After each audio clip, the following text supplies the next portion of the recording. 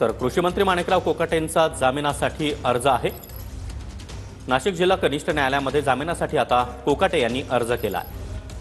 तर कृषी मंत्री माणिकराव कोकाटे यांनी कोर्टाने शिक्षा सुनावल्यानंतर आपल्याला जामीन मिळावा यासाठी कनिष्ठ न्यायालयामध्ये अर्ज केलेला आहे।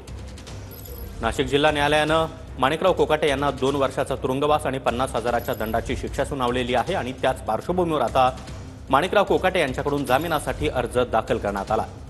दरम्यान माणिकराव कोकाटे यांना वरच्या कोर्टामध्ये जाण्याचा मार्ग आहे आणि या संदर्भात अधिक माहिती देण्यासाठी आमचे प्रतिनिधी चंदन पूजाधिकारी आपल्यासोबत आहेत। चंदन, माणिकराव कोकाटेंनी आता जामिनासाठी अर्ज केला।